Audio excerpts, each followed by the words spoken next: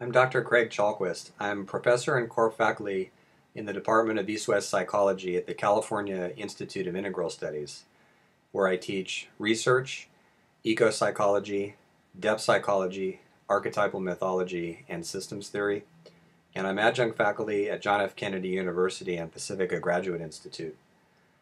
I was born in San Diego, California. I have lived in California all my life, and I've spent 11 years exploring the Golden State with the tools and ideas touched on in this slideshow. I finished that exploration convinced that the places where we live, work, and play influence us in ways we're only beginning to comprehend.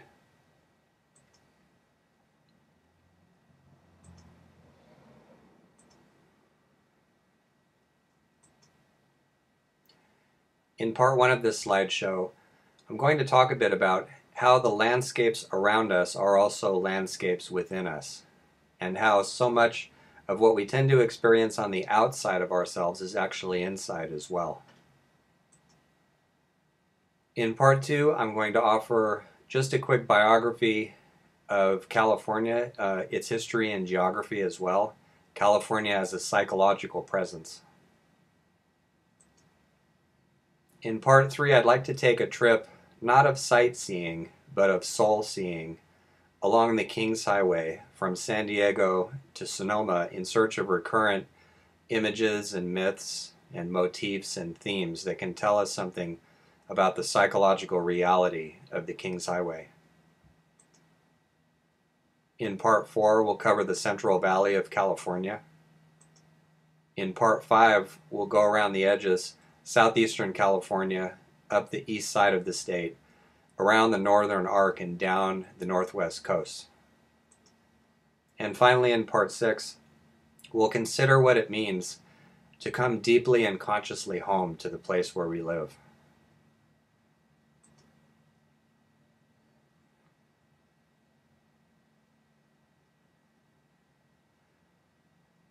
I like this quotation by Wilson Carey McWilliams. California can only be understood by those for whom the symbols, if they come at all, follow the land itself. It can only be known in all its dimensions by the native or by those like him from within, and never from without.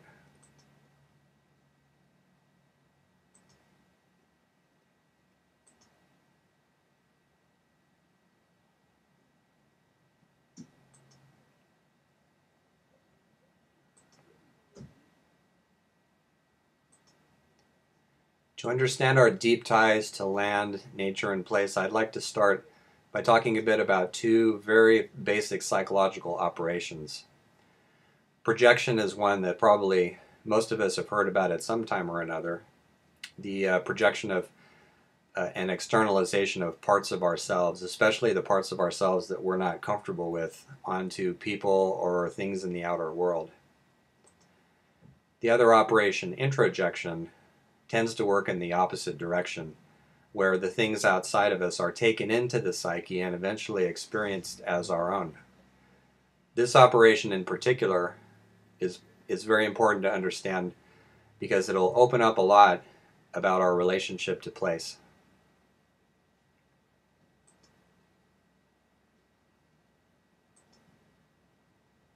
Another way of saying this is that the landscapes we encounter and live in and work in and play in are also inscapes or mindscapes, present to us as psychological fields.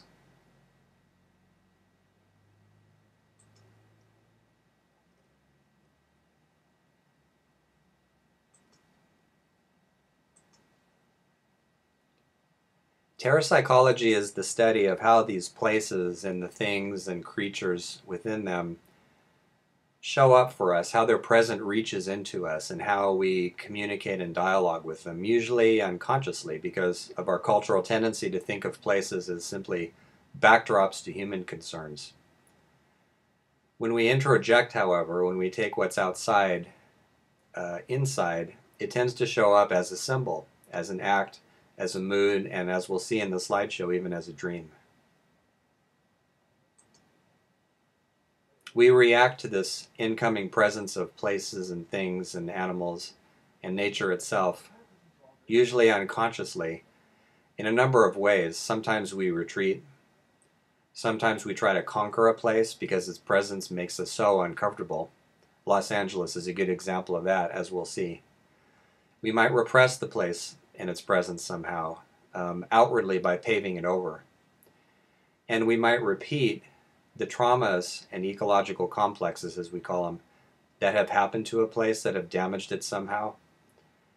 Those are all things that we unconsciously do. A more conscious alternative is to actually align with the images and symbols and the presence and sensory details of our surroundings.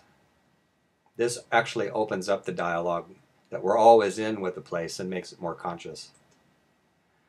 And I want to emphasize repeating primarily because, like anything that impinges on us that we don't sense consciously, we act out the traumas and complexes of troubled places all the time, caught up in their repeating stories like leaves in a powerful current. Knowledge of that current can guide us out of the vortices into clearer sailing. Circulation has to do with how recurring symbolic parallels uncover this relationship between self and surround, such that congested freeways can translate into congested arteries. There are some studies backing that up, by the way, for those that like the empirical angle. Polluted bays and polluted reflections. So inner and outer are not so dualistically separate as we tend to hold them. They show up together all the time, but until recently we've lacked a vocabulary for talking about how this relationship actually works.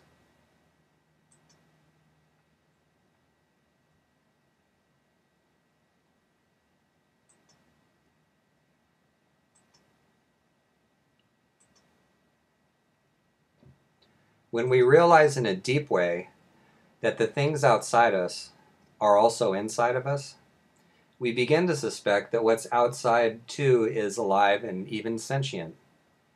After all, our consciousness didn't drop into our heads from nowhere. It evolved from the intelligence all around us, an organic, systemic intelligence with which we carry out an ongoing conversation. Our challenge is to become aware of it.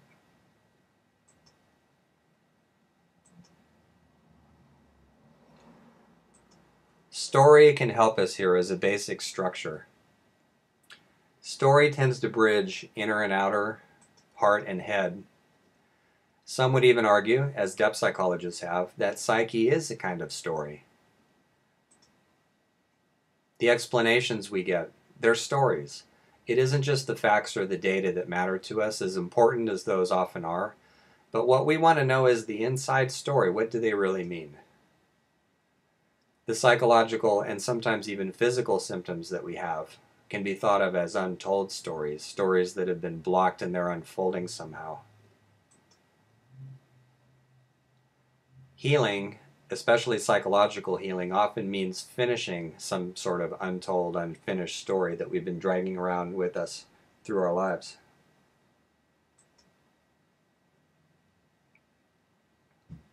Vocation can mean living our true story.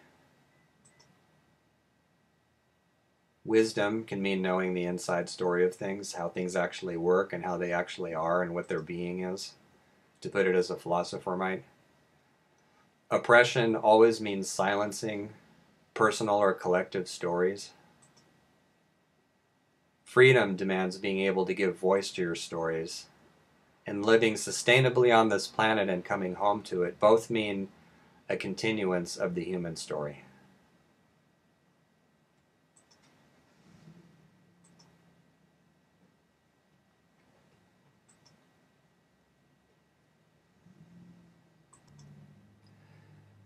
If we wish to understand collective stories, group psychology, at some point we would do well to turn to myth. Myth is much more than an outdated explanation. It actually stories our deep relationship to ourselves, to each other, to the sacred, and to the non-human, much as a dream for a person stories deep psychic process. But in symbolic language of image and metaphor rather than by word or measurement. Myths, therefore, reveal basic relational structures, and this is why they recur. The giants and demons that threaten civilization do not belong in an earlier age only, They are with us now as giant transnationals devouring the earth and demonic ideologies defending the indefensible. What is artificial intelligence research but an unconscious retelling of the tale of the golem? Transgenic manipulation, what is it but a story of the chimera? Whenever we chop up facts to fit theories, we actually work for Procrustes, who whacked off the legs of his human visitors in order to make them fit his bed. The transhumanist project of uploading human consciousness into a machine is merely the ascent of the soul into heaven, recast as technological progress.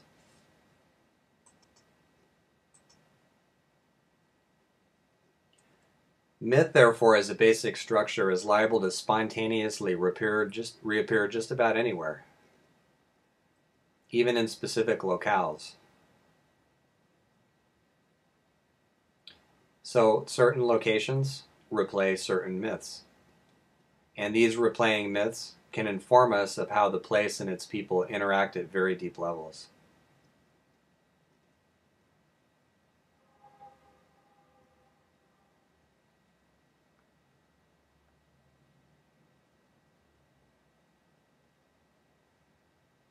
Alchemy was the search for the philosopher's stone, which was a fabulous substance that was said to bestow wisdom and long life, heal infirmities, and even change base metals like lead into gold and silver.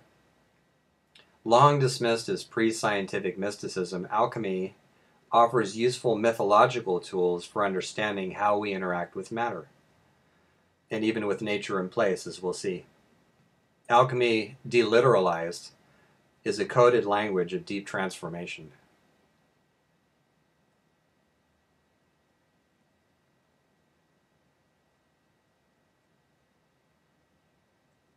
It was C.G. Jung who discovered that these and other alchemical images actually function as psychological rather than physical realities. So alchemy gives us a wonderful symbol system for understanding how we interact with matter, and a useful catalog of images and metaphors for how we connect to place. We'll see that going forward, especially when we get to the Central Valley.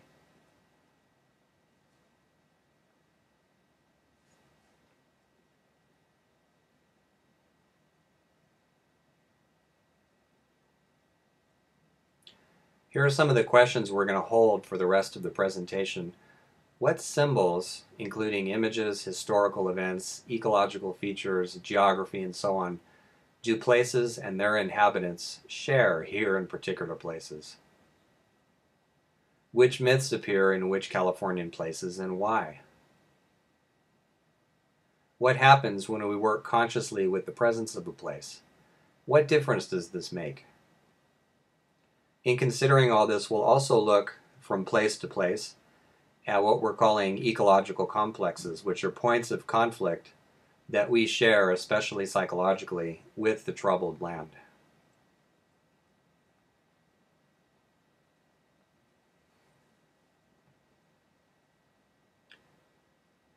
The 11 years of exploration I mentioned at the beginning of this slideshow culminated in publication of 3 books, which together make up the Animate California trilogy. Because of length considerations, I can't put in the slideshow everything that I wrote about in the trilogy, but if you want more in the way of substantiation or knowledge of California places that I wasn't able to cover in the slideshow, you can read these books. The Tears of Llorona talks about what happened in terms of my journeys up Kings Highway in California. That would be the coast from San Diego to Sonoma, and the towns and counties that lie along it. Ventral Depths deals with the Central Valley, especially in terms of the alchemical themes and motifs that I found there. And finally, Edges, Peaks, and Vales covers the rest of California, especially at the geographic edges of the state, which also translate into the state's psychological and cultural edges and margins as well.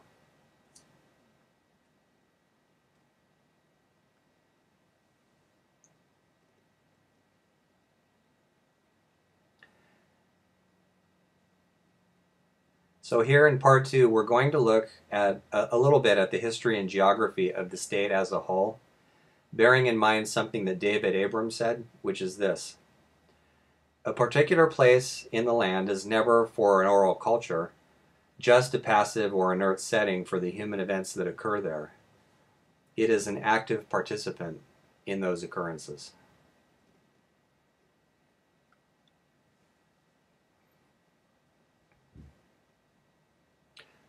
Many millions of years ago, the Pacific Ocean used to have as its beachhead a line of coastline somewhere in Nevada. And everything that's accumulated since then represents the scraping of island arcs and terrains as the edge of the continent moves westward. So as a result of this, California, geologically speaking, is actually the youngest piece of North America. A lot of it didn't exist when the continent itself formed. It does now.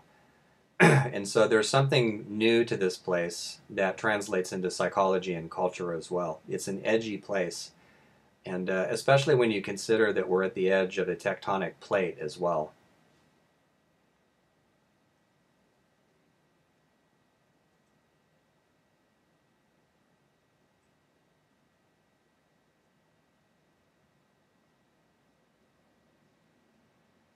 Here's what the plate looks like on a map, and some of it you can actually see above ground. So there's a permanent split in not only the fabric of California, but perhaps in the psyche of all of those who live here. One side moving one direction and one side moving in the other.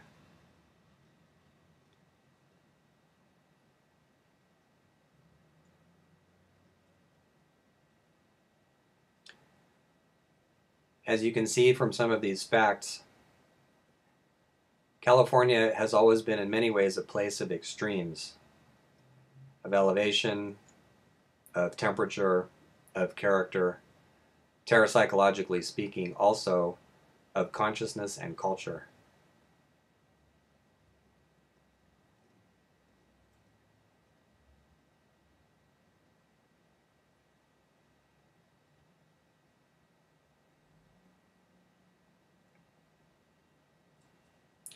Minerva, by the way, is the Roman Athena.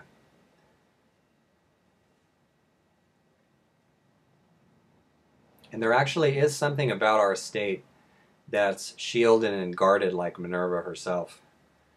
For centuries, California was depicted as an island on maps, even though cartographers had already discovered that California is not separate from the rest of North America. In a way, though, it is, not just culturally, but also geographically and geologically. The Sierras on one side of the state, Cascades at the top, rigid coastline, very high cliffs, especially down from northwestern California to about the middle of the state, and then the deserts in the south. So California, thus shielded and insulated for a long time, prevented exploration of this place. In fact, there's dozens of galleons that lie off our coast that crashed into the cliffs and the rocks.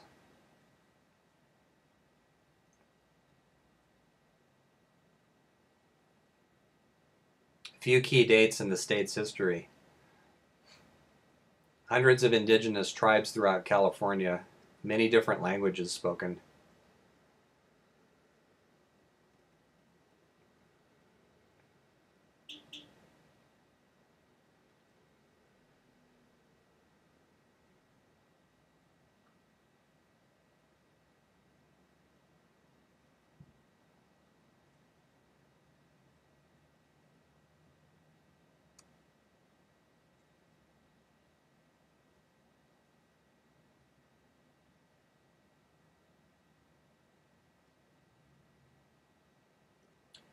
In the upper right is a print of the original version of our flag.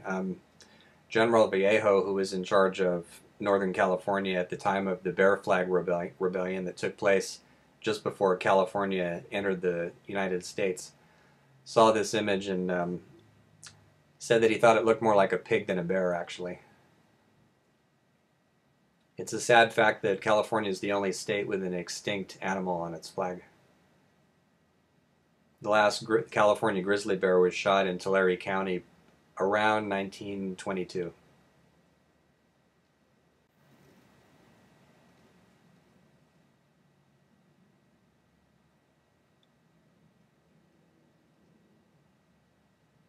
In 1510, Rodriguez Montalvo published a novel called The Exploits of Esplandian. It was a knights in armor fantasy of the kind that were very popular in Europe back then, although Cervantes didn't think much of the book.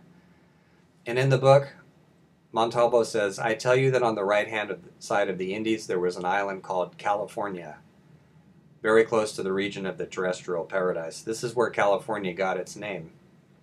And so once Juan Cabrillo, he's there, a statue of him is there in the lower left, had gone through looking at the coast, and Hernan Cortez had actually tried to conquer what was then called Alta California and failed. The name California was bestowed on this area. Perhaps in bitter irony, California was supposed to stand for a kind of paradise, but one difficult to subjugate, as this state has proven time and again, actually. That's a picture of Sebastián Vizcaíno, who named so many places along the coast, including San Diego, and Junipero Serra, the first missionary to come here in 1769. It makes kind of sense that California's name is fictional. I should mention too that the picture in the upper right is a statue of Queen Calafia, the ruler of the fabulous island of California, the most powerful woman in California, a woman with black skin and armed and armored in gold.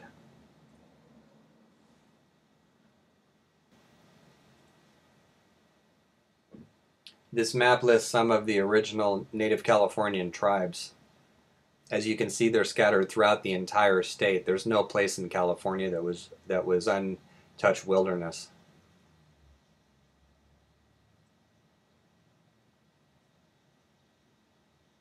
In 1769, the missionary conquest of California began. These are the 21 missions and the counties that they were occupying. Not counties back then, but the counties grew up after the missions.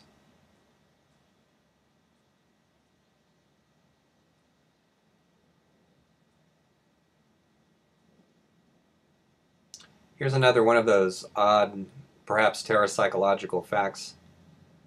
If you notice the layout of the missions along the coast, it actually corresponds very well to the pattern of maximum earthquake activity in California. So for whatever reasons, the missionaries laid the missions right on top of the most active faults in the state.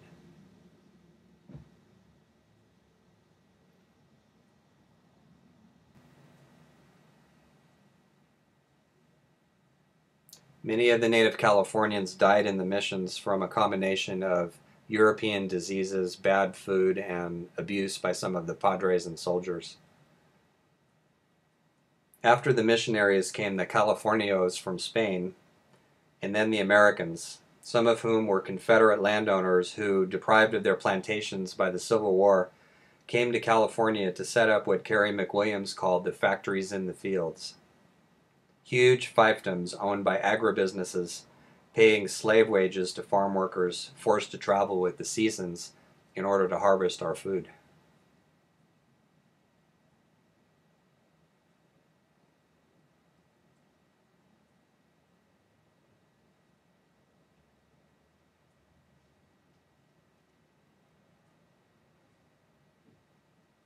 This is a statue of Christopher Columbus in San Francisco.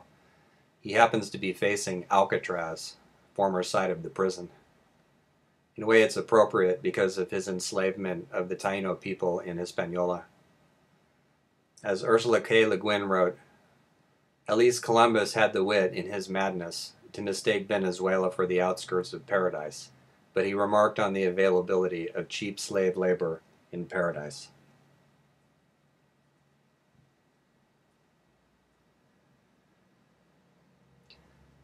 When I first read up on the mission system in California and the history of the state, I kept coming across a figure well known in Mexican folklore as La Llorona, the weeping woman. It seems that everywhere there's been a conquest in the Southwest, the weeping woman always shows up somehow in art, in dream. There's actually been La Llorona sightings. According to the folklore, La Llorona was a woman named Laura or Maria who lived long ago and had a child or children. And she was in a relationship with a very powerful man who refused to marry her. And so when the man left, La Llorona drowned her children in a body of water under the full moon at midnight. And because of this act, her ghost is condemned to wander the land looking for the lost souls of her children. Very sad tale, obviously. It's as though the land itself is crying out because of conquest and injustice. And so just as I followed in the footsteps of Junipero Serra from one mission to the other as I went northward along the coast, so I was followed by different images and manifestations of La Llorona as well.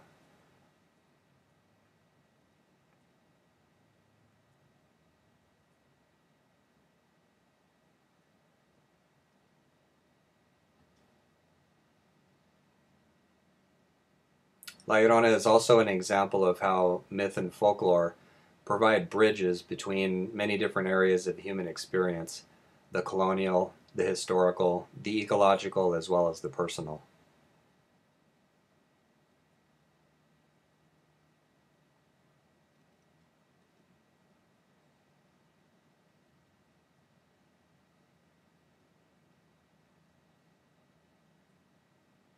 So we began our journey up El Camino Real with San Diego, the first mission town occupied in 1769. A presidio, a fort, went up as the mission was built.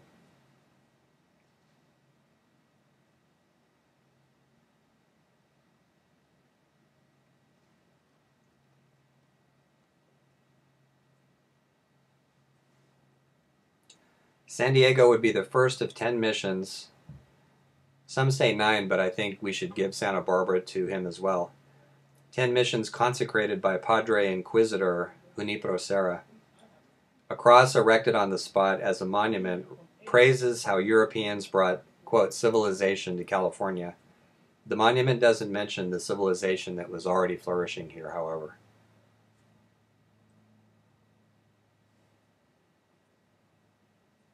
San Diego is named after Saint Diego, a warrior monk who defended a border. Borders run through the city, below it, and also include the canyons that cut through San Diego itself. The bay is protective, shielding the city from the cold ocean currents from the northwest. The motif of protectiveness or defendedness runs right through the entire history of San Diego. It's an odd fact that it was named after that saint who fought on a border a long time before the international border went in.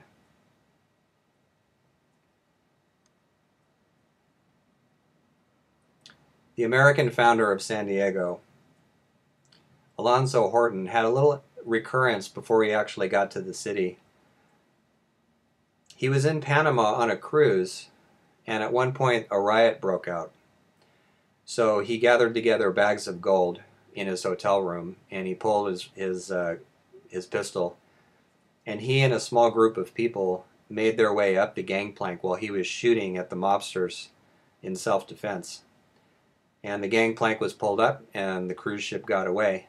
And the reason this is interesting is because not all that far from where it occurred, in Tenochtitlan, the capital city where Mexico City now stands, the Aztec capital city, at one point Hernando Cortez and a small group of people carrying bags of gold, some of which they had to leave in the lake because they were in a hurry to depart, were making their way up a gangplank.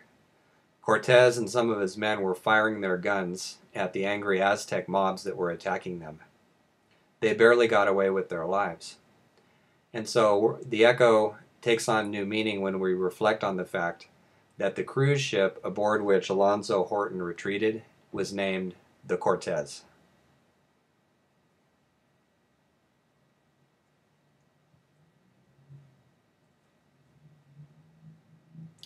To an imaginative glance, the face of San Diego seems to be deeply frowning. The frown appeared in 1944, when the Army Corps of Engineers began filling in the bay to make way for military installations. Civilian ones too, eventually. One eye formed when the Corps diverted the San Diego River into Mission Bay, and dredging went on until 1962.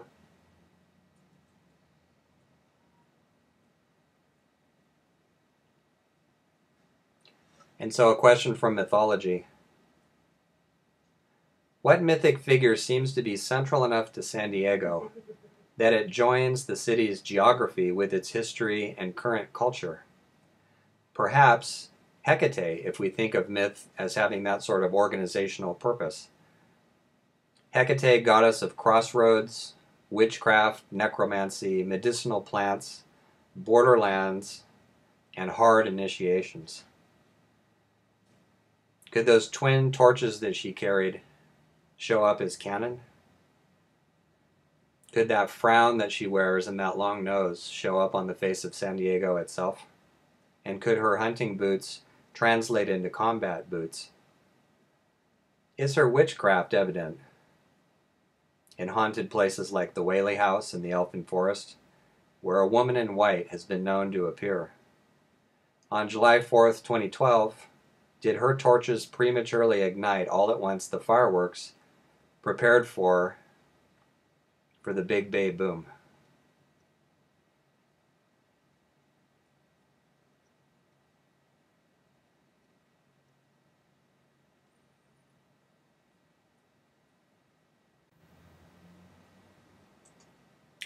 Moving north from San Diego, we come to Orange County. In San Diego, we saw how a few basic motifs collect to hold together in one mythic figure the basic presence of land, history, culture, and psychology. San Diego's strength is also its ecological complex, a borderland protectiveness that can work for or against us depending on how consciously we align with it. By contrast, Orange County is a land of giants and giantism. Millions of years ago, when the county was underwater, plankton and algae settled on the ocean floor, was heated and compressed into oil, and then mixed with dinosaur and whale skeletons of the kind that still surface here at construction sites. Also found are cogwheel-shaped stones, crafted by native Californians. The mythic figure who comes to mind in all these mechanical and giant images is Hephaestus, lonely and conservative blacksmith of the gods, whose feet pointed permanently backwards after he was hurled from Mount Olympus. He loves to craft giant mechanical figures of the kind that frequently show up in Orange County.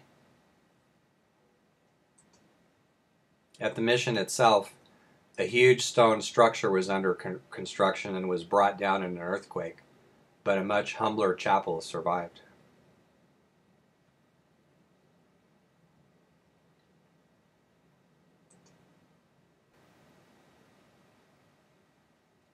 And always along the Mission Trail, stretching between San Diego and Sonoma, we find ourselves meeting the woman in white, a signal perhaps of the ongoing and enduring spirit of place. As Jack Turner says, it's not accidental that home and haunt share deep roots in Old English, or that haunt can mean both a place of regular habitation and a place marked by the presence of spirits. Like scars, the spirits are reminders, traces by which the past remains present. So here we are in the City of Angels. Do we name these places, or do they somehow name themselves?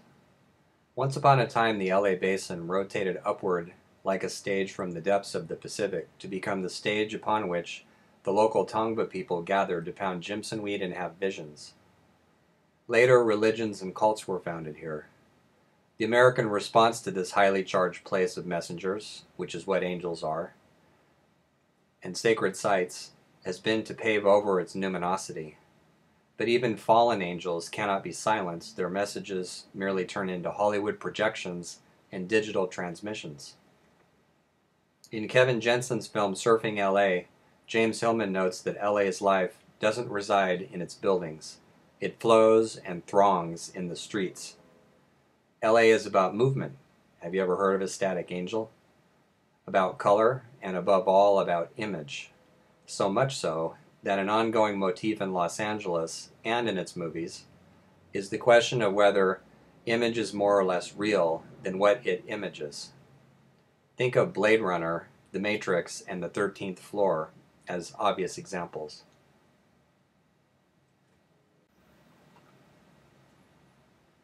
Here is a painting from inside the mission. It looks like a cast of mostly white people, but in this place not so far from Watts, the image of the Redeemer has a dark face.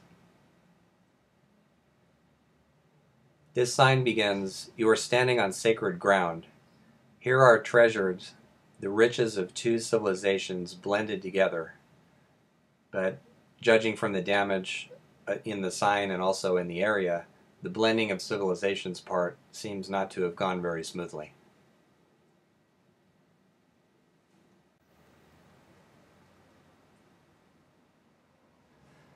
Spring Street in Los Angeles is a good example of how local motifs echo over and over in specific places. In the Californio days, Spring Street was called Primavera, which means first view, and before that it was used by native Californians as a game trail. Spring Street is actually the site of many first views. Here are a couple of them. First public school in Los Angeles, first multi-story building in LA, first four-story hotel housing the first mechanical elevator in Southern California, first brewery, first beer garden, first swank cafe, first nightclub, first cafe to introduce an orchestra, first place where motion picture contracts were signed, first skating rink on a stage, of course, first city hall, first city jailhouse, first jukebox in California, played here, first fire stations, first California location for shooting noir films, 3 of them so far. First primary artery to the outside world when Fremont came through with his American band. And more recently, first long stretch of buffered bike lanes in Los Angeles.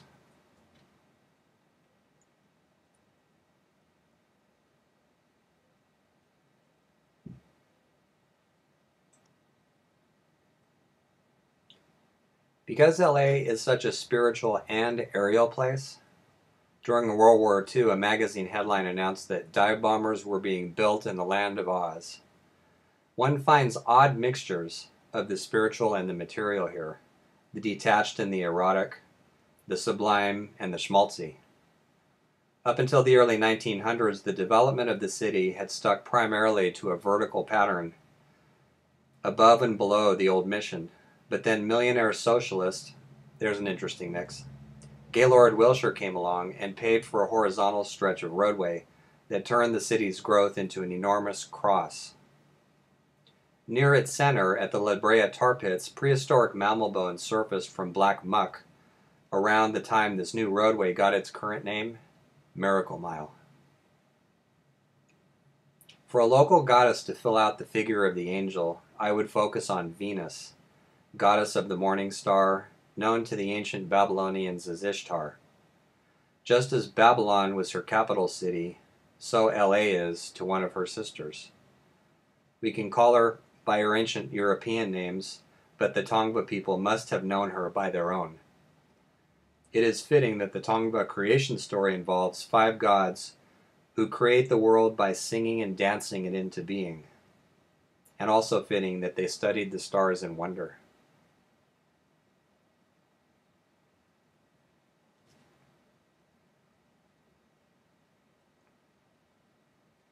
Of course, we Americans like to think of ourselves as people without myths, but their outlines show up even in our most advanced technological devices.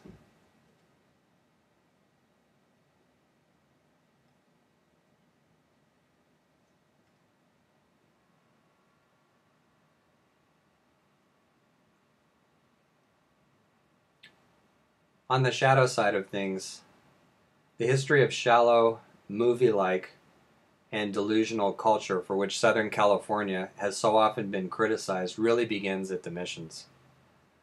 Rained down into mud long ago, their remains have been cobbled together into museums of so-called progress, a Chamber of Commerce project begun in the late 1800s to sell real estate to incoming settlers.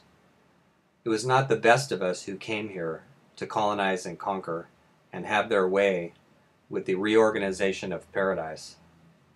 The mission image of a romanticized past turned on the exchange of fantasy for reality.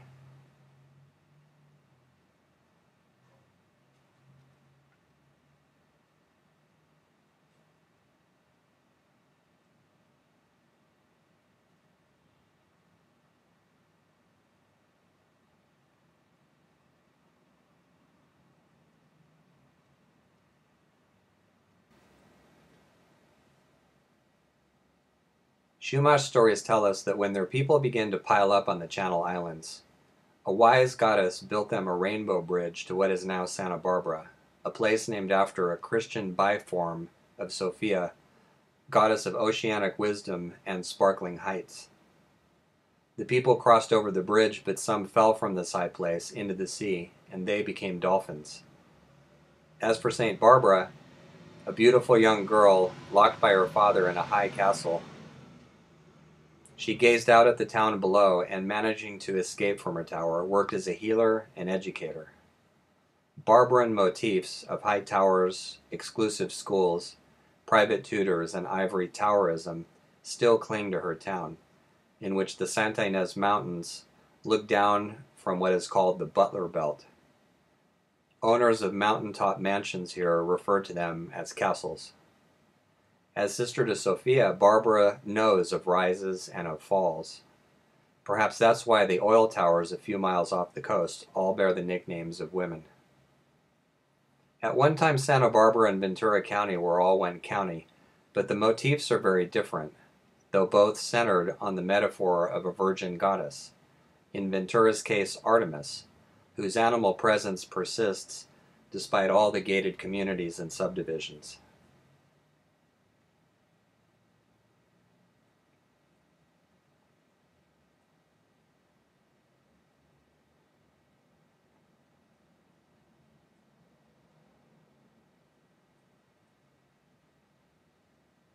In Santa Barbara's northern county, where two more missions sit among their ruins, runs an eerie motif of innocence. Virginal Barbaras, perhaps, but an innocence profoundly betrayed. But along with this motif runs one of freedom regained.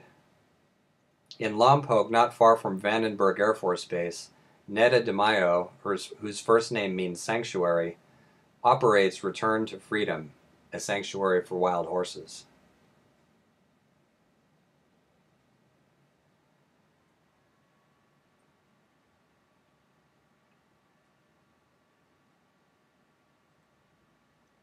Here again, the woman in white, pacing us along the mission trail.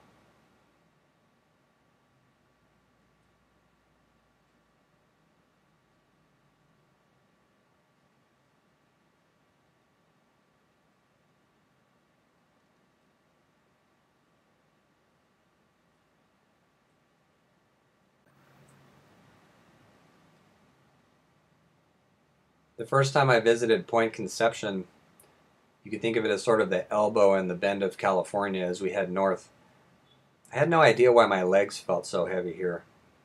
And people were flying kites, and I noticed that they kept crashing. The Chumash stories tell us, though, that this is a gateway to the other world, mythologically speaking, that it's a gate where dead souls make their journey elsewhere. So, terrapsychologically understood, it makes sense that this would be a place where, for instance, a squadron of destroyers ran up on some rocks, and where somebody actually at one point wanted to construct a spaceport. Something about the land itself feels like a heavy gateway to elsewhere.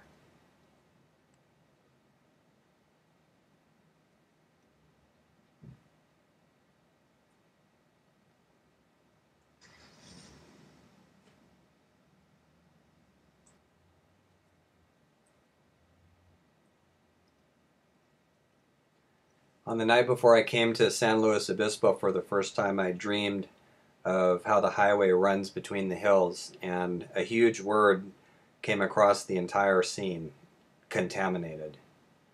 Up until then, I knew nothing about the place, but once I got up to San Luis Obispo, I began to see examples of this contamination theme. Avila Beach, for instance, which for 90 years had an oil leak underneath it, so severe that Avila Beach itself had to be razed and be rebuilt. Like Nemesis, the restorer of balances, San Luis Obispo sits halfway between northern and southern California, with part of the county very conservative and part rather liberal in its politics. The site is named from local hills that look like bishops' hats. St. Luis Obispo played chess through his short, difficult life and died young, as did James Dean here, in this county from behind the wheel of a speeding car. The mission days knew multiple disease outbreaks and fires, some set by local native Californians who didn't appreciate the beatings and hard labor. The red tiles that spread over rooftops all over California developed here as a defense against native Californian arrows, especially the fiery ones. This county is also home to Hearst Castle, built by a megalomaniac taken down hard at the end of his very destructive life.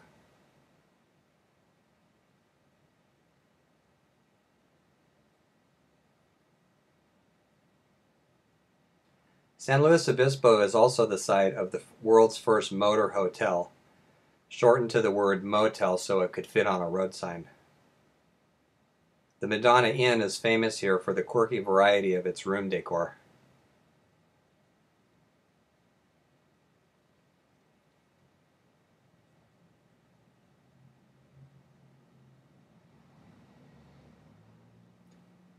Mission San Miguel sits in the North County of San Luis Obispo, and in many ways this is the most honest of all the missions.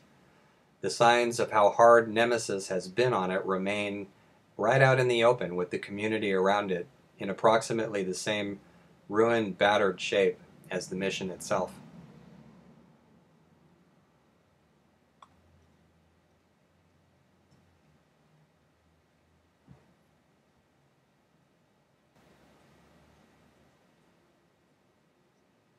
Monterey means Golden Mountain.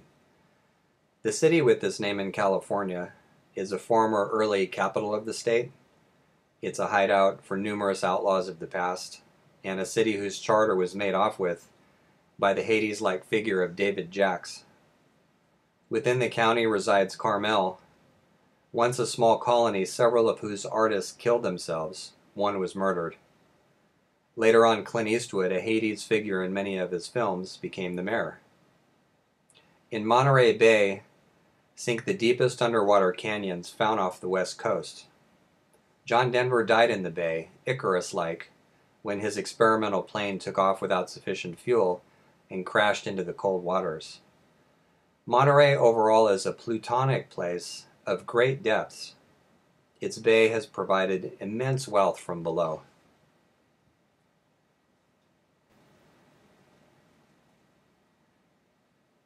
This is Colton Hall in Monterey, where California achieved statehood in 1850, after which, in good Hades Pluto fashion, the legislators set the tone by going home hauling big bags of gold. I arrived to visit this place on November 11th, Veterans Day, and as I sat where Chairman Robert Semple had presided, I recalled something written by Kurt Vonnegut, who had been born on November 11th, formerly known as Armistice Day because World War I had ended on that day. In Breakfast of Champions, Vonnegut wrote, "All the people of all the nations which had fought in the First World War were silent during the 11th minute of the 11th hour of Armistice Day, which was the 11th day of the 11th month. It was during that minute in 1918 that millions upon millions of human beings stopped butchering one another. I have talked to old men who were on battlefields during that minute. They have told me, in one way or another, that the sudden silence was the voice of God. So we still have among us some men who can remember when God spoke clearly to mankind."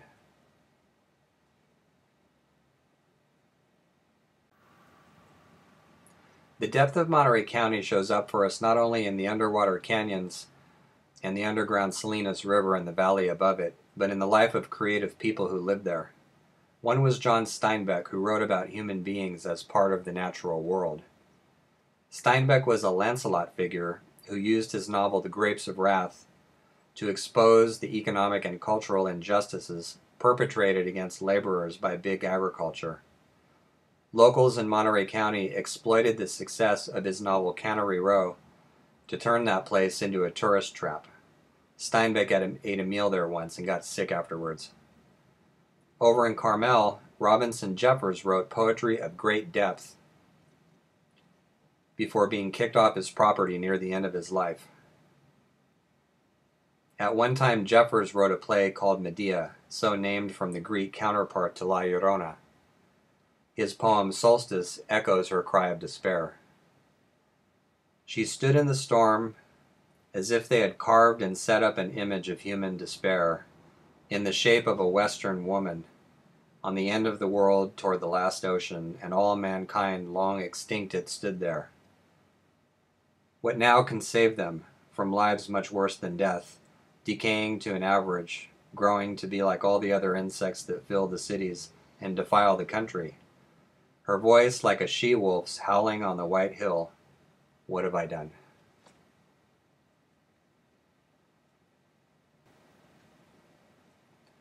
Inland of Monterey Bay, the San Andreas Fault steps up its activity in San Juan Bautista, named after beheaded John the Baptist, to split and shake the most seismically active region in California. Little wonder that motifs of splitting and vertigo show up here in the land of the goddess Justicia.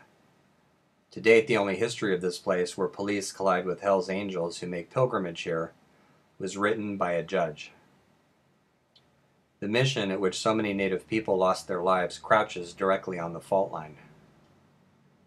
Parts of the film Vertigo were shot here, and the film reflects the local vibe. The film's original title, for instance, was From Among the Dead.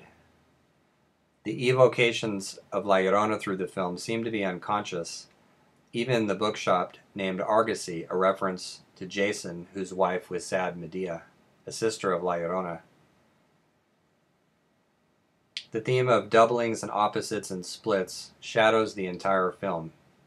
A few examples of that: the film's double climax, the mission's double bell tower, the prominence of Hitchcock's double spiral emblem, several reflections in mirrors, windows, and paintings, the deliberate contrast of Madeline's white coat and black scarf, Madeline's visit to two different missions, Dolores and San Juan Bautista,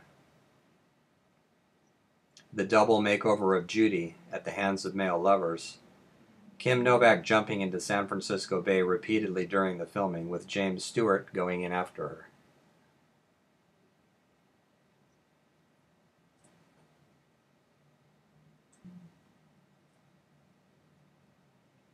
Where Monterey offers depth and San Juan Bautista intense surface motion, Santa Cruz offers heights and flights. In this growing green land so filmed with the imagery of the dancing divine child archetype, the mission stood little chance of doing well. A storm pushed it into the ocean. One of its priests was killed by native people tired of being beaten and raped, and the current replica stands at only a quarter of the size of the original. For this is the home of Iacchus, childlike celebrant of the mysteries of Aloysius, and, as Jung pointed out, where this Peter Pan figure appears, so does his opposite, Old Man Senex, heavy god of structure, limitation, and boundary.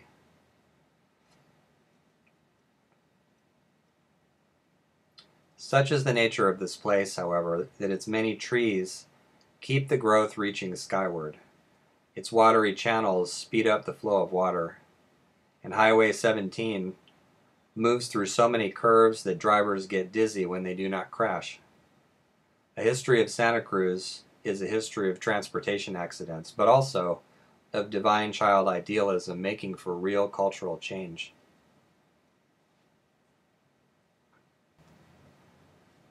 It's said that when St. Clair was on her deathbed, she was too ill to attend Mass, but she was able to project the image of the Mass on the wall in front of her. This is where she got the reputation for being the patron of projected imagery, including television and video. As a match for Persephone or Ariadne, both underworld goddesses, she sits there at the bottom of the vast bay named after St. Francis. In 1950, when Anthony Dutch Hamann arrived from Orange County, the oil executive surveyed a county still given over largely to agriculture. In fact, the 98,000 acres once known as the Valley of Heart's Delight will grow anything at all. In the past, it was prunes, olives, almonds, grains, grapes, apricots, apples, plums, and pears. Now it's microchips, networks, tract houses, business parks, genetic engineering, and high-tech weaponry. Where canneries and cloisters had stood, women scrubbed cleaner than nuns or neophytes inspect silicon wafers in sealed rooms. On a map, the old valley roughly resembles the shape of a heart. From the air, a giant circuit board. Its vast, resonant cavity has birthed the vacuum tube, the audio oscillator, the silicon transistor, the integrated circuit, the microprocessor, the personal computer, the splice gene, and the internet. And this in the county named after visionary St. Clair, founder of a religious order, patron of projected imagery. The booms and busts echo Persephone's rises from and descends into the underworld as spring alternates with winter. From 1884 to 1922, what's now known as the Winchester Mystery House was under continual construction. This was paid for by Sarah Winchester, who was the survivor and heir to the Winchester fortune, the Winchester being the so-called gun that won the West. Sarah Winchester had been told by a psychic that the ghosts of all those slain by Winchester rifles were after her and her family, and after her husband and daughter died, she moved to California, and still following the advice of the psychic, kept the Winchester house under continual construction, but with a twist, or actually many twists, because stairways run nowhere, hallways run into dead ends, there are many rooms, she slept in a different one each night. She was always on the move to keep away from being grabbed by the ghosts.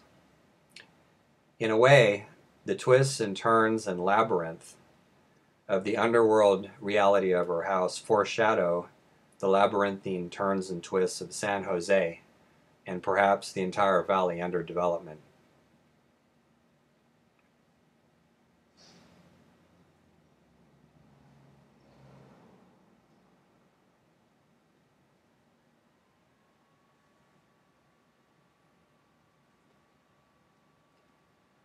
Alameda was once the site of massive World War II shipbuilding effort, Liberty ships in particular. Eventually the haunted, some say, aircraft carrier Hornet came to port there and stayed to become a museum. Active aircraft carriers passed through as well. What's odd about this is that from the air, as in the left-hand picture, Alameda looks like an aircraft carrier. And this happened before any of the construction took place. Alameda was once connected to the rest of the East Bay, but now floats in it like an island. Alameda gave its name to much of what is now the East Bay, including Oakland and Berkeley. The mission here is named San Jose, not after the town, but after St. Joseph, the builder and carpenter father of Jesus. The oaks in the hills overlook Oakland, a town whose first mayor was named Carpentier.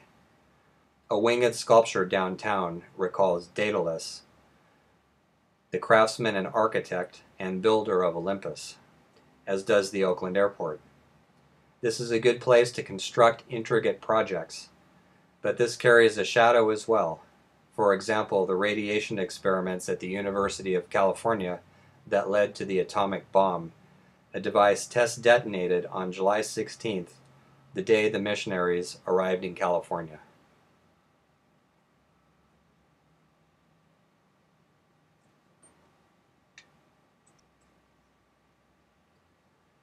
Mythologically speaking, who else would inhabit the upthrusting peninsular head of San Francisco than the transsexual, bisexual god of drama, ecstasy, mood shifts, and redemption? The bipolarity of how market divides the city is matched only by its steep hills and vales. The very streets and cable car routes force the traveler up and down instead of around in circles. From the air, the bridges springing from San Francisco resemble vines sprouting from the head and arms of the drama god as depicted in ancient artwork. Just as St. Francis was the patron saint of nature, so San Francisco collects environmental movements. Its original name reflects that, good herb. And just as St. Francis was depicted surrounded by birds, so San Francisco makes itself home to a variety of them, from the famous wild parrots of Telegraph Hill to the relocation of Twitter to the city by the sea.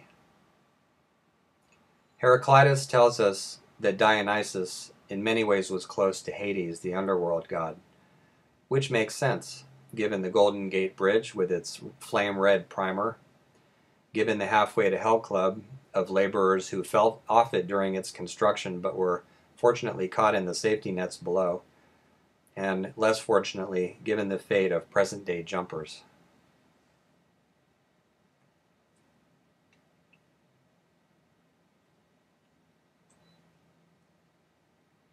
La Llorona is here too, of course, and strong here. The mission itself was named Dolores, in story because the first Europeans to arrive say they saw 3 of the Miwok people weeping.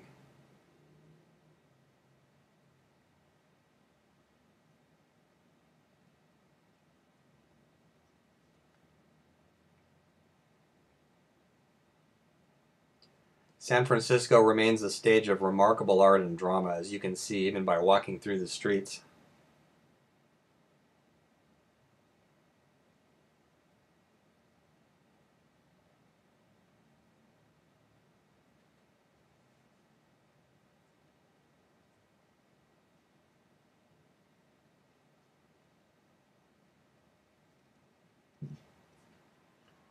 So many people died at Mission Dolores that the Padres received permission to open a new mission in a sunnier place, San Rafael, named for the angel of healing. As it happened, California natives had done healing ceremonies on Mount Tamalpais for centuries. Coyote is rampant here, the trickster god who has dealings not only with healing, but also with money. As an agent of chaos, trickster put together what has been split, and splits what tries to hang together. The place itself is split by the San Andreas Fault, as you can see from a map. Perhaps you will also notice the 2 coyote faces, one looking southwest and the other upside down southeast. A fervor and even fanaticism for healing is a common human reaction to the underlying rupture here.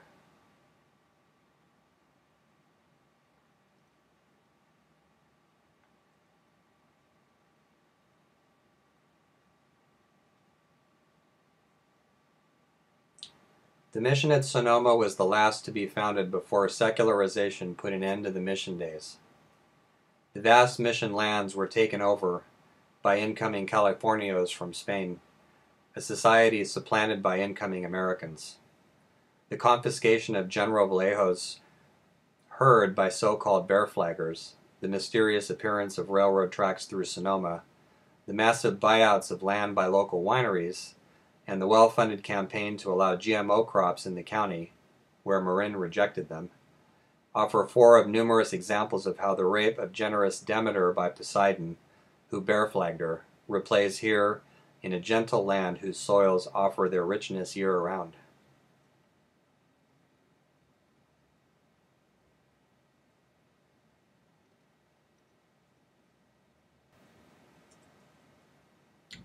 With amazing consistency, the subplots of places coincide with the bigger story going on in their regions or counties.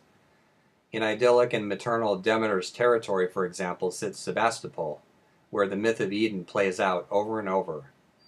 The Gravenstein apples that grow well here, the lush blackberries one can stroll by and eat in the fall and winter, the 2 main highways whose traffic flows endlessly like a Tigris and Euphrates. And when I arrived some years back, even a sign at the city portal that read, "I am the guardian of the gate," in effect the winged angel who guards the way to Eden. Yet even this place knows strife, as a story about its name attests. A Cain versus Abel saloon fight that somebody compared with the Battle of Sevastopol. When I arrived here, I kept dreaming about a seductive woman named Evie before I realized that, of course, she was actually Eve, and beyond that, the spirit of the place itself saying hello.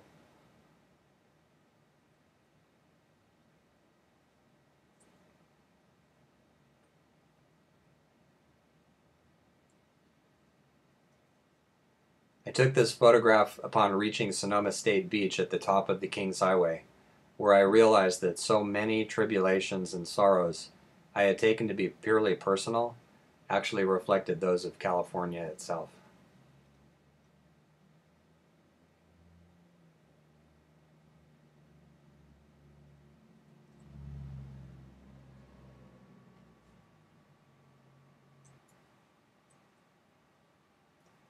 So here we depart from the coastal territory I wrote about in the Tears of Llorona and enter the territory covered in my book Ventral Depths about the Central Valley.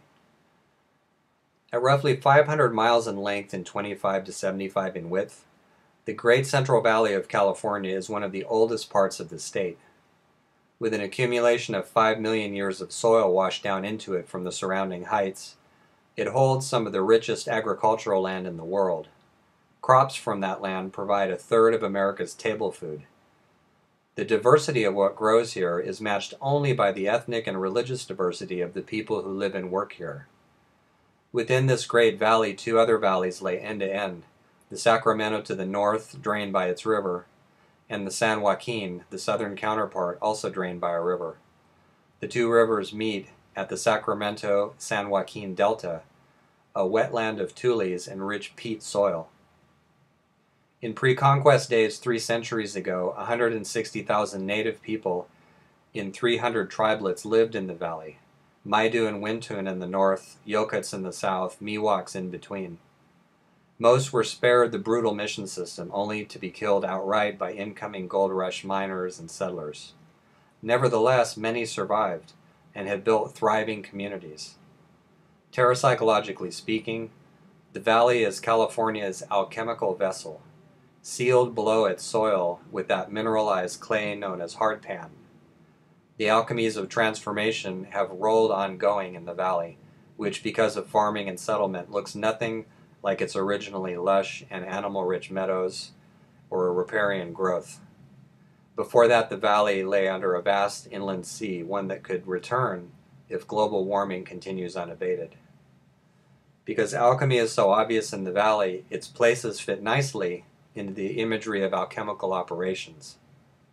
For example, if we pass through the stopper of Fort Tejon and proceed north, we come to Bakersfield, petroleum-soaked site of what the alchemists call the negredo, the blackening process. Even the street signs and grillwork of the town are painted oil black. In alchemy, negredo, many alchemical terms are Latin by the way, is also associated with calcinatio or burning.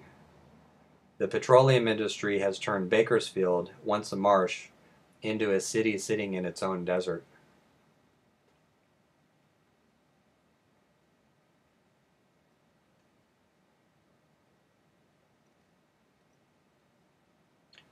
While there I kept noticing symbols from the Egyptian underworld, the Eye of Horus, there's actually a street named Horus, although spelled differently, and pyramids here and there. The one redeemer figure from this desecrated land seems to have been local hero Buck Owens, a shining Horus in a land that runs with liquid darkness. Bakersfield stands as a sad and powerful example of how to turn an upper world into an underworld.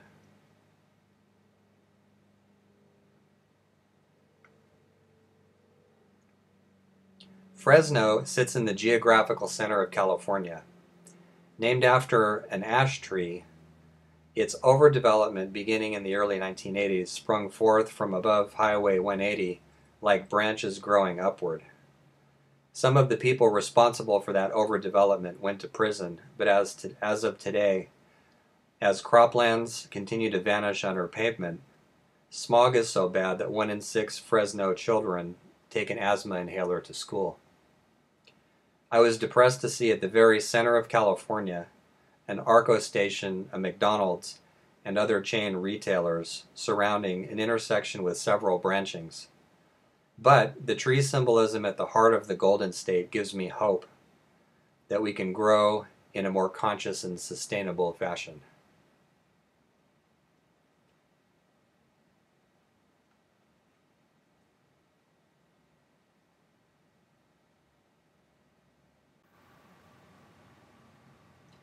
Although the organizing motif of the alchemical tree preceded modern Fresno with its orchards and its Christmas tree lane, an early settler with the terrapsychologically apt name of Forestier tended this tree motif by digging into the hardpan underneath him over a span of decades. Very hard work with an old shovel and no explosives to use.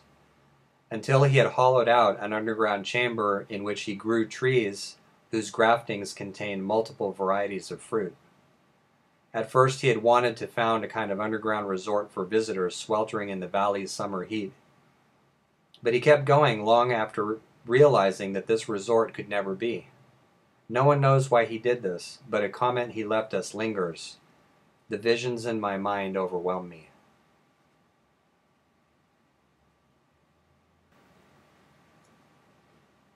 Back in Visalia, the alchemical solutio of the valley, I had picked up the beginnings of a Norse mythic motif that would continue on and into gold country to the north in the Sierra foothills. Anyone who has read the Fresno poets shouldn't be surprised at either the eye of poetry god Odin, left in a well as a deposit toward wisdom, or at the ringed nine-world symbolism in parks and buildings planted here in California's equivalent to mighty Yggdrasil, the Norse tree of life. Shields adorning buildings reminded me of Odin's gleaming Valhalla, which was said to be lined with shields. I would see more of this mythology as flat land gave way to tall trees and mountains of the kind that inspired those original Norse stories. Modesto had been called Ralston after the founder of the Bank of America, but he had refused the honor, which earned him and the town the name Modest. Here where George Lucas grew up, cruised a lot as a teen, and came away with a lifelong love of motion, cycles and circles and cruises play out over and over, recalling the alchemical operation of circulatio, whereby a liquid is refined by passing it through circular tubing. Modesto itself had been put on wheels, and moved to its current location when a river threatened to flood it. Gallo Wine circulates its wine here in unmarked buildings. The Historical Museum contains models of windmills that once towered rotating above this valley city.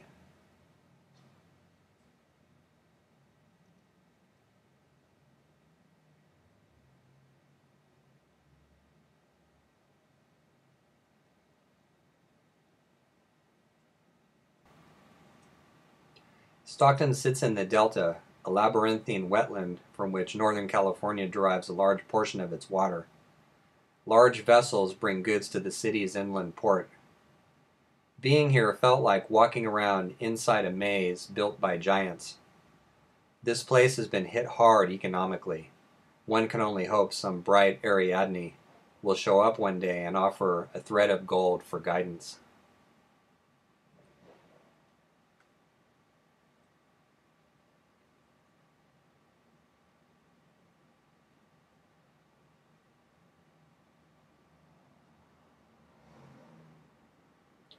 It makes a sad kind of sense that the capital of California ended up, after much travel, in a marshy floodplain. Settlers ignored the watermarks high up on tree trunks until repeated floods prompted the construction of levees. The city's name comes from Sacramento.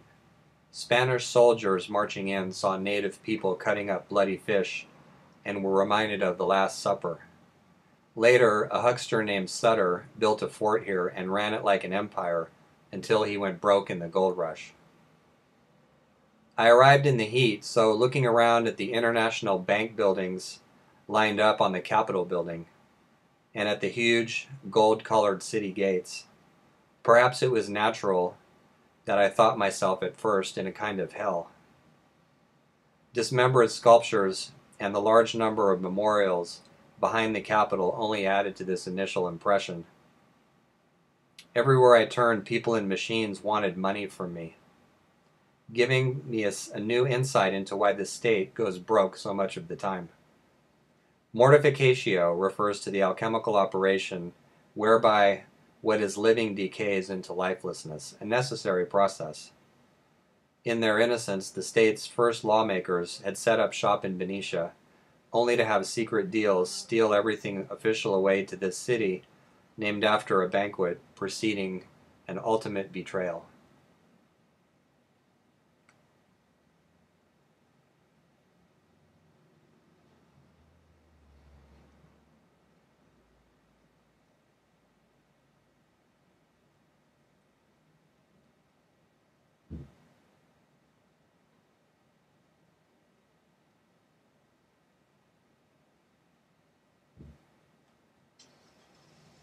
Positioned outside the Sacramento Convention Center, the pedestal of this sculpture by Stephen Kaltenbach asks, "What have we wrought?" It's a good question, especially in California.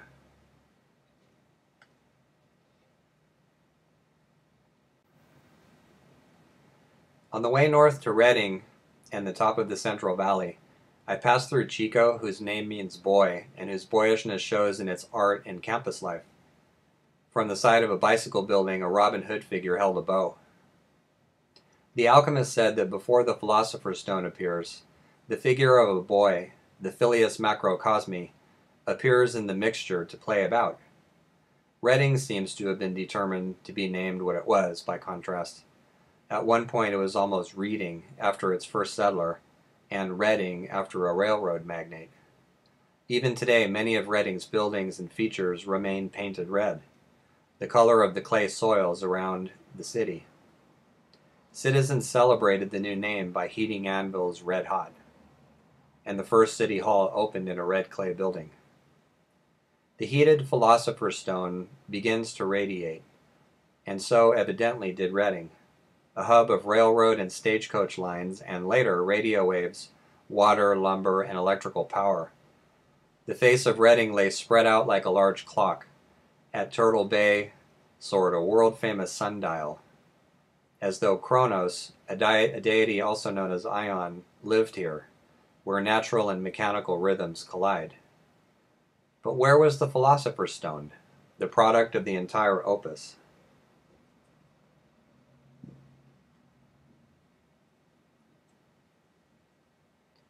California's philosopher's stone rises at the top, above the valley, and outside it. One of the younger mountains in California, Shasta seems to radiate in every photograph of it. Clothed in stories from the ancient to the wild, Shasta, whose name might refer to its whiteness, is said to be a base for lost races of humanity, spiritual beings, angels, technologically advanced civilizations, and even UFOs. Something about the numinosity of its radiance either grounds and enlivens, or uproots and scatters, depending on the mind of whoever approaches it. The town of Shasta is a New Age complex of crystals and fabrics that vibrate to an otherworldly frequency.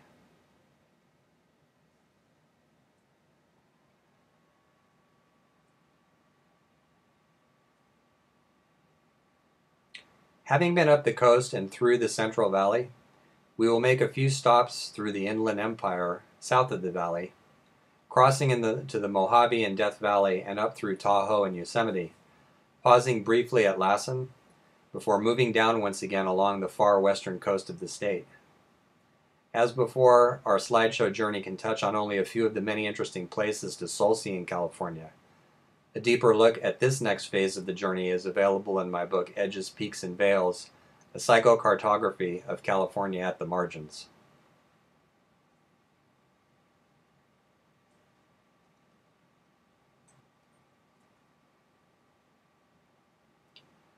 Missionaries arrived, starting with Francisco Dumetz in San Bernardino in 1810, and it was actually he who named the place after Saint Bernard, whose name graces Swiss Alps passes where hospices were noted for their hospitality.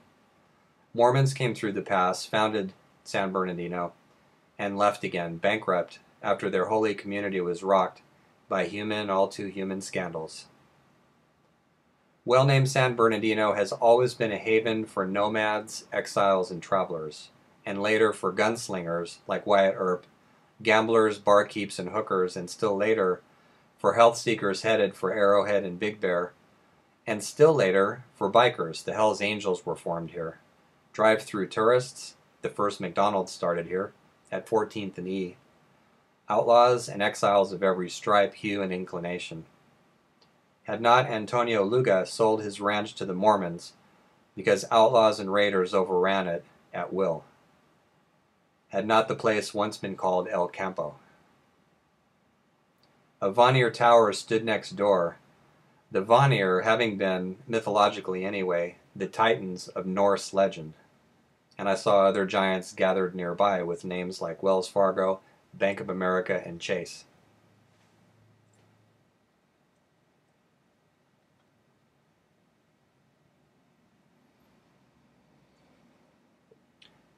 Some Freudian slips, as on this sign, just seem to speak for themselves.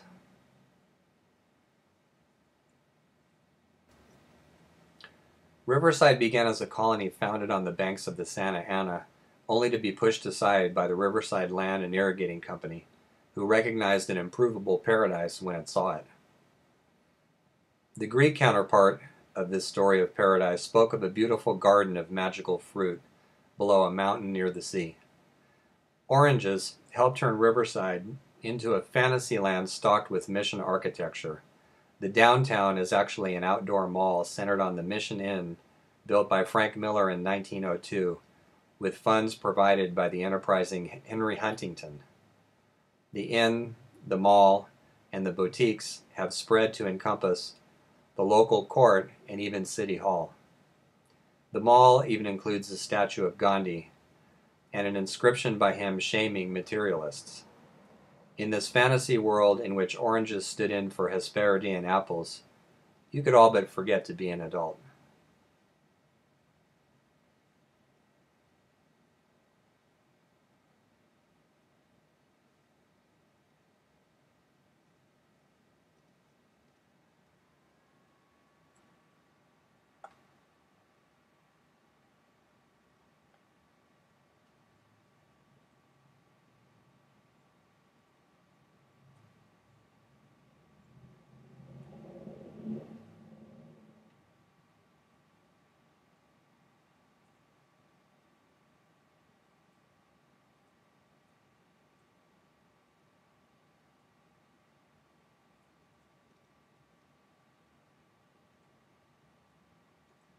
In California, to enter deserts like the Coachella Valley and Death Valley is to enter into trickster territory.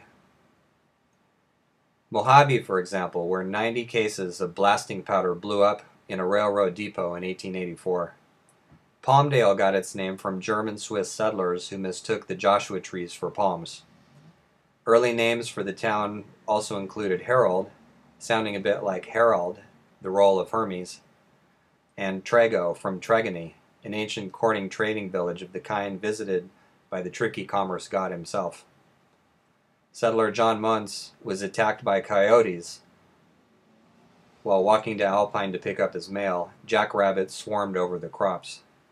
During Prohibition, bootleggers dug an underground tunnel near Palmdale Boulevard to smuggle liquor cooked in the foothills near Little Rock. Palm Springs had been a native healing place before it became a resort, and then, in the shadow of Mount Jacinto, a gathering gay community. This makes perfect sense when you reflect that San Jacinto is the Greek boy Hyacinth, a lover of Apollo.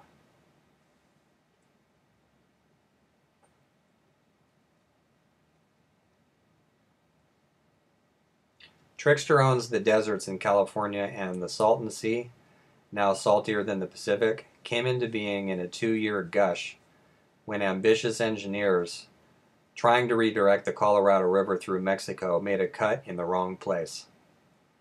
As a large inland sea formed, other ambitious men decided to turn it into a resort, which it was for a time until agricultural runoff began to foul the waters. Today, the Salton Sea emits a smell that's perceptible for miles around. The head of the penis shape points at Indio, a place of many wells.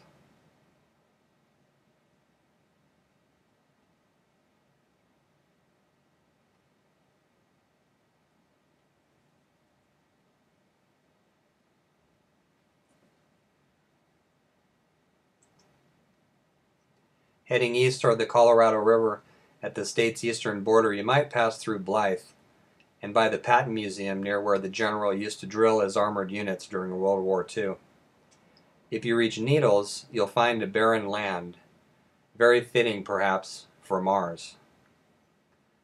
The Mojave people here say that the land, unlike the exhausted Central Valley, is actually a good place to dream.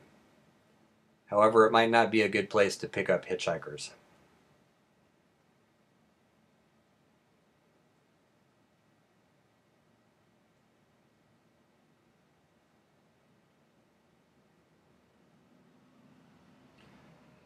The once mighty Colorado River is so tapped out by the time it gets to this part of California that in a decade or so, the hydraulic turbines won't reach the water, and millions of people in Eastern California, Las Vegas, and Phoenix will need to find new sources of electricity.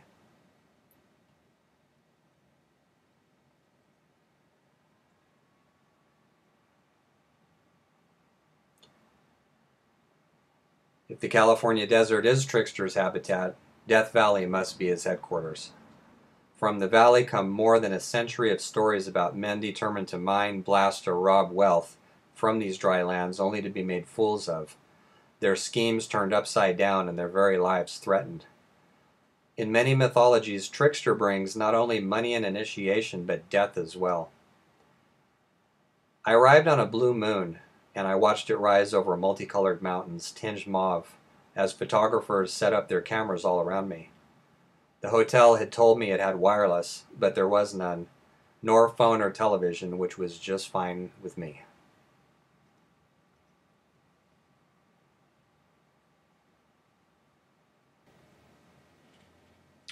In keeping with the exile motif that plays out in so much of southern and eastern California, the Owens Valley has been the site of many displacements, from the water of Lake Owens sucked into the LA aqueduct to allow the City of Angels to expand, to the Paiute people kicked out by the farming communities that withered once their water was gone.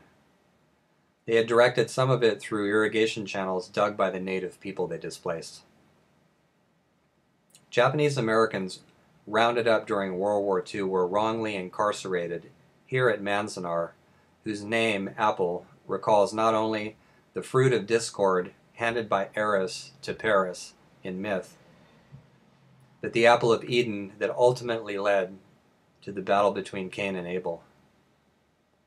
The valley runs up the eastern backside of the Sierras and is home to scenery harsh and in winter cold and beautiful as well. Out here, the School of Lost Borders teaches its students how to listen to the land. In the valley also sits ancient Mono Lake, an introverted artist patiently shaping its fantastic mineral tufa.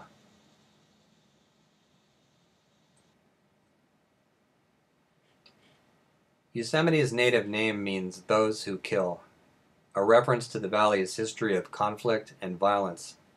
Its intensely vertical beauty has been photographed so often that later photographers often stand unknowingly at the very spots where earlier ones shot their pictures. One photographer, Ansel Adams, bore the first name that meant God's helmet. It was appropriate. Others marveled at God's power as they basked in the intense, luminous whiteness of the valley. No wonder a religious man like John Muir fell in love with Yosemite's glacier-sculpted domes, stony stairways, and giant trees.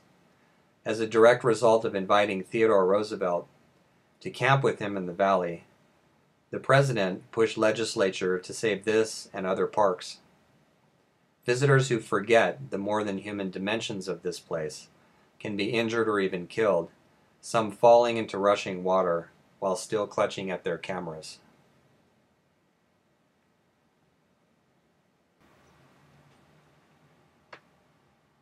When I first arrived at Lake Tahoe, I found myself repeating things, and that included a second walk to the market when I forgot to buy things during the first walk, 2 different hotels to choose between, and then once I got to a hotel, a second room to move into when the first turned out to be next to a noisy party. Incidentally, in the first hotel room, the bathroom mirror had been broken. In the second hotel room, I found no fewer than 3 half-size mirrors on the walls. There was a tree symbol repeated over and over above the spa, and in the bathroom I counted 2 towels, 2 washcloths, 2 soaps, 2 lotions, and 2 shampoos. A roll of toilet paper sitting on the lid of the stool bore the brand name Echo. Fed with no outlet, Lake Tahoe, which is a Washoe word for big waters, finds itself split like a watery ego between 2 states. It is also, say local legends, surrounded by faces that peer outward from the stone. Drowned corpses are said, incorrectly but the imagery is compelling nevertheless, to be perfectly preserved in the depths, like frozen complexes. A long line of American narcissists have owned property here, including Frank Sinatra, or visited here, like Ava Gardner, Dean Martin, Howard Hughes, and Marilyn Monroe. Mark Twain, Bertrand Russell, and John Steinbeck made creative use of the local narcissism by working on their projects at Lake Tahoe. Many of Tahoe's early settlers went by boyish nicknames. And Echo Lake recalls Echo, the nymph who loved the self-preoccupied boy who fell in love with his reflection one day and drowned.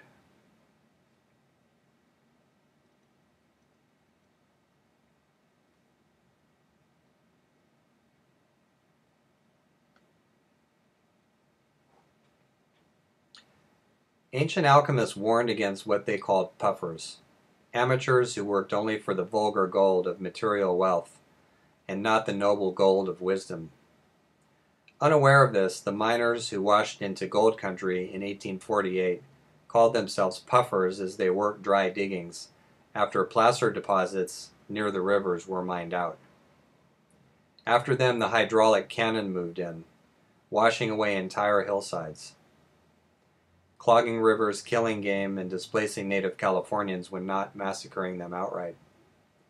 Wounds in the land remain, as do wounds in the psyche of the survivors of one of the largest acts of violent impetuosity in the world. As for the three men who announced gold to the world, John Sutter, on whose property it was found, John Marshall, whose work teams found it, and Sam Brannan, who ran through the streets of San Francisco announcing it, all died sick, unhappy, and broke, confirming native Californian stories that gold was ruled by an envious and evil demon. The countryside may never recover. It wasn't difficult to see and hear in volcanic northeastern California the workings of Vulcan's hammer, anvil, and fire. The eye of Vulcan on Mount Lassen stares out at forests occasionally burned by erupting lava. When I visited, I heard an odd, mechanical clicking sound from a bug flying around behind plumes of sulfurous steam emerging from hot crevices. Volcanic caves and tubes run through the Modoc Plateau, where the Modocs made a bold last stand against U.S. troops who fought a war that many saw no sense in.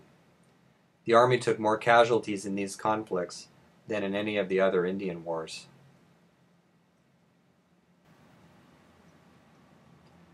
Redwoods on the northwest coast of California have been cut extensively. As a result, many are less than 1,000 years old, some quite a bit less. As global warming accelerates, fog decreases in quantity, depriving the trees of a source of water. It remains to be seen how these towering ancients will adapt to the weather challenges of a warming world, but so far they've survived.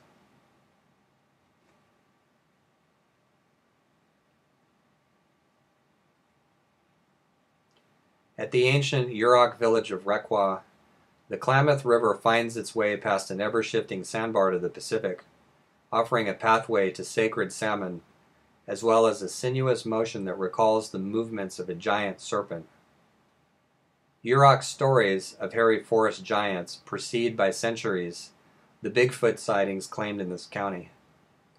Something about this place, the river itself perhaps, evokes monstrous mythology, as UFO sightings and giant statues of Paul Bunyan attest.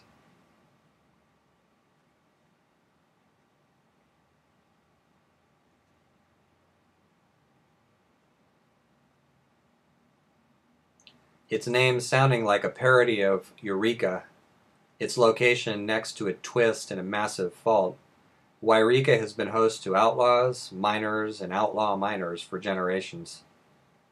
Today it is the headquarters of the state of Jefferson, an informal California-Oregon alliance of Caucasians who want to secede from the Union in the name of shotguns, beer, and untaxed income.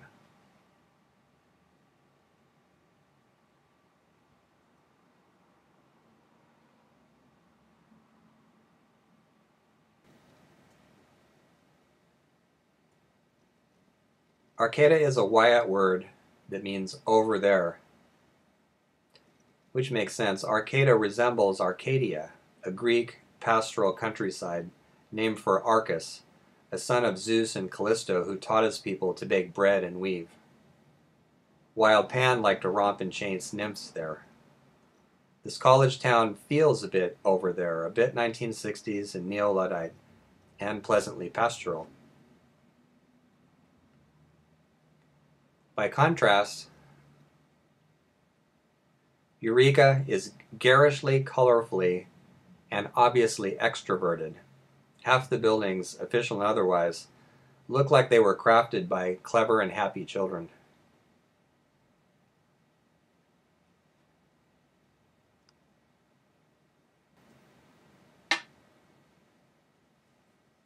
Humboldt County, in which Arcata and Eureka reside, seems to be the altar of Fortuna, whose cornucopia-holding aspect appeared on a food bank in Eureka and whose name adorns a town in that county.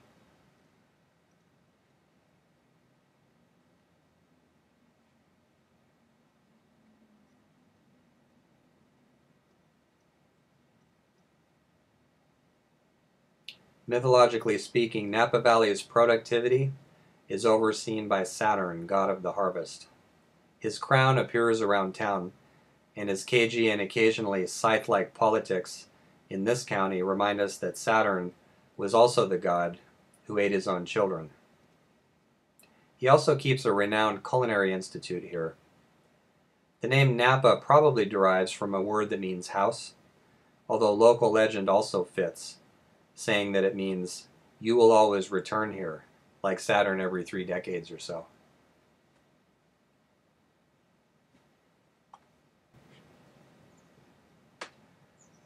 It's terrapsychologically appropriate that Vallejo, the city of industry and labor, is called Valley Joe by residents, and that Benicia, which is a sort of altar of Mother Mary, sits near Vallejo. The first Europeans here saw native fishers casting nets. Robert Semple, Thomas Larkin, and Mariano Vallejo stood in long enough for the 3 wise men to found the city named after Vallejo's wife's middle name. She received it in remembrance of Saint Philip Benicio. He had visited a convent and found both great piety and great hunger. But the monks refused to beg, so a prayer of Benicio's to Our Lady, so the legend goes, made loaves of bread appear on the monastery doorstep. Protected by bays on either side, the shelter of Benicia matches a legacy of human generosity. One of the ships built here carried the name Galilee. A Mother Mary brought her Santa Catalina convent from Monterey to Benicia and opened St. Catherine's in 1854. The curriculum required reading, writing, arithmetic, orthography, grammar, geography, history, composition, mythology, botany, bookkeeping, chemistry, astronomy, sewing, embroidery, and tapestry.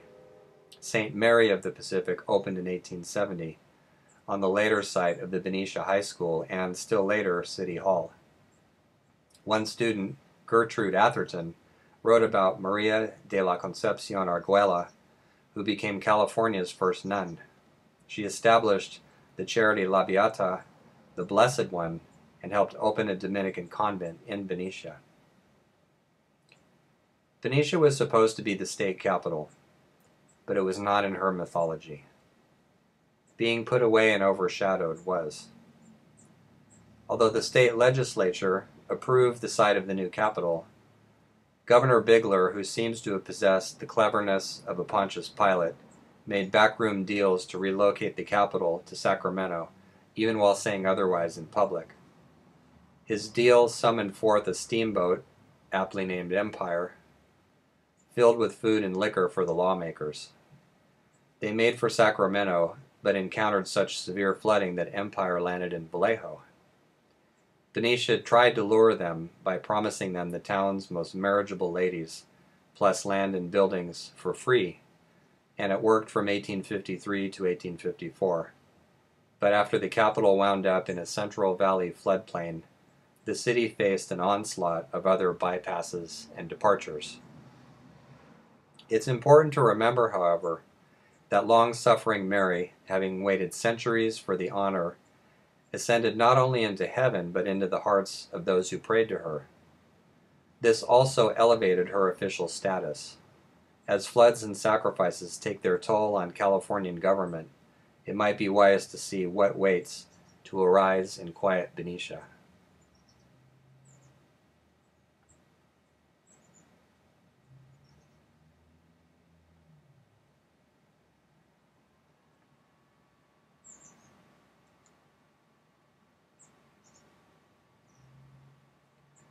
It's a big question, the question of where California is headed.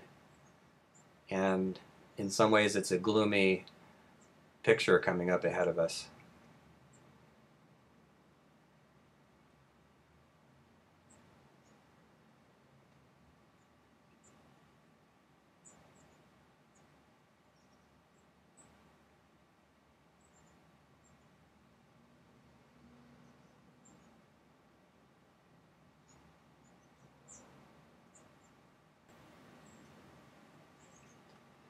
But one of California's essential lessons is to see the new in the rupture, whether shifting ground breaks open possibilities or some wildfire burns away old leaves to make room for fresh growth.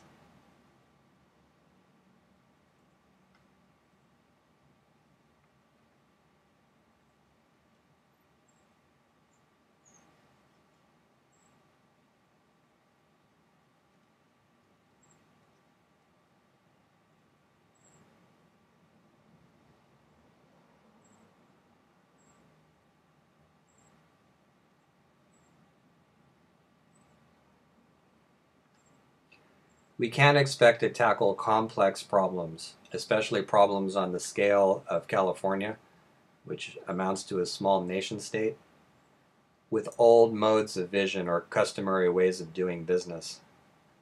First, we have to develop new ways of seeing and being here. We can't live well in California until we actually arrive here. And this arrival can begin with self-reflection.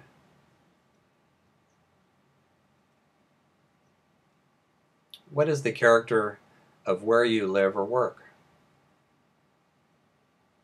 And why are you here? Not the superficial reason my job brought me here, I was born here, or whatever, but the big why. The existential why. Why here? Why California? And what do you love here? What has attached itself to you? What calls out to you here? And what's your place in the story that's unfolding here?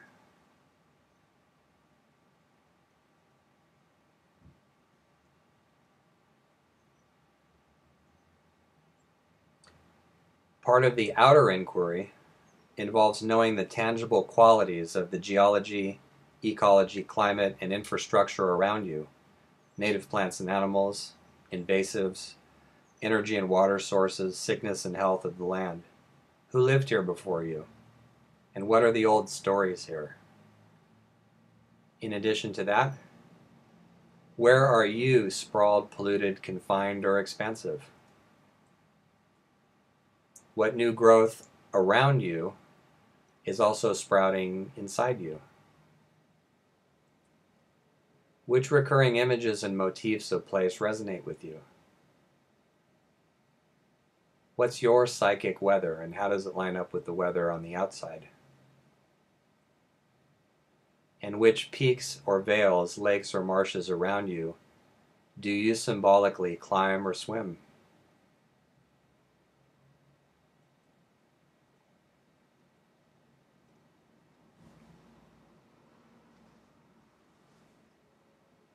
And then the dialogue in the other direction. What moods do you share with this place? What local histories have you lived out thematically here? What dream characters remind you of aspects of this place? What events and cycles inside you reflect the ones going on outside? And what inner stories or dramas match those in the land itself?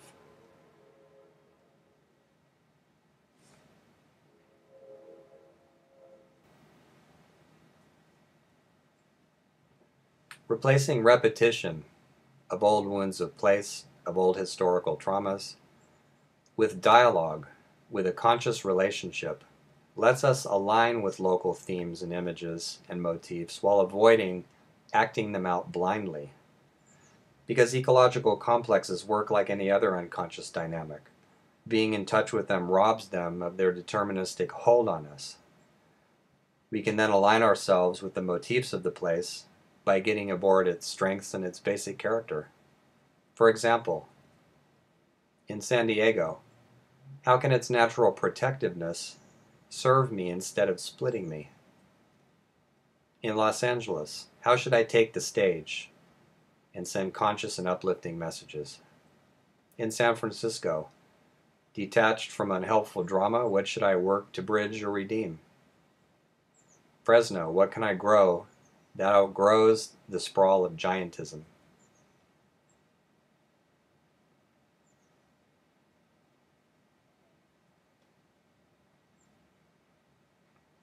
This can be done anywhere, this sort of terrapsychological work.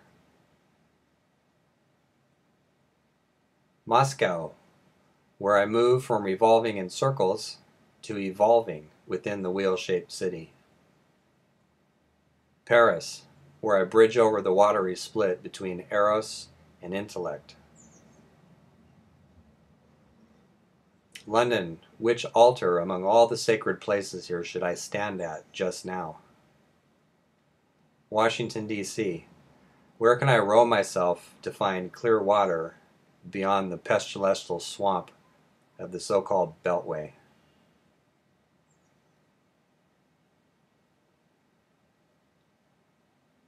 Find and teach other people to make these sorts of symbolic, place-focused connections that you yourself are learning about.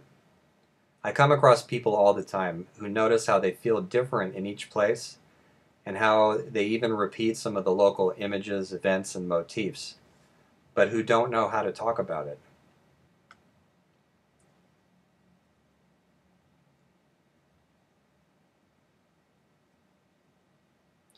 To learn more about terrapsychology, a couple of resources. The book on the left, Terrapsychology, I wrote for graduate students to provide a basic framework for how to investigate our connections to place. It's written at the graduate level. By contrast, the anthology on the right, Rebirths, Conversations with the World and Soul, was edited by me and has 28 different contributors, all of whom speak to these deep connections, but in many different ways.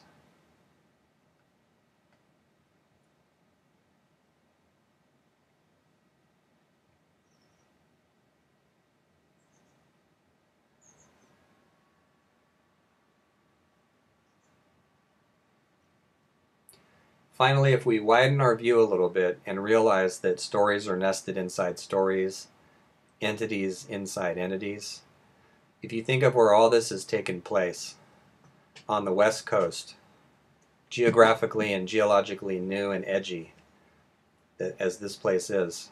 So California, part of this edginess. And within California, San Diego being part of her protectiveness, Los Angeles, her ability to project outward into the world, San Francisco, her cosmopolitan Dionysian spirit, with the tree of life at the very center of her. And so all of this located on a larger, edgy, relatively new coast, which in turn is located in North America. And taken together, North and South America, the word America is sometimes traced back to explorer, but if you take the etymology far back enough, the word America actually means master craftsman, which suggests to me that North and South, this is a good place to do some sort of important work. To say it alchemically, it's a good place to work on the great opus. The psyche of America, both Americas in turn, could be extended endlessly outward. If the cosmos really is animated, then we're certainly never alone. But to come back to Earth, if we think of Earth as a psychic being, in the sense of a psychologically active entity, California, North America, the continent, all part of the imagination, the sentience, the systemic intelligence of our planet Earth.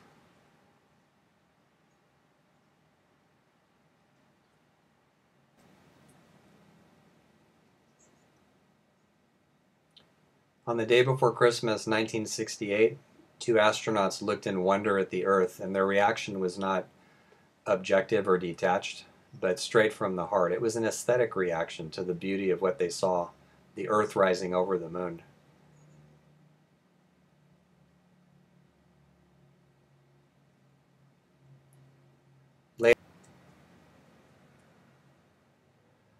Later, mythologist Joseph Campbell said he believed that Earthrise is actually the mythic image of our time. So we've come to the end of our California exploration, and if you want to look further into Earthrise, there's a video available at YouTube called Earthrise Beacon of a New Worldview.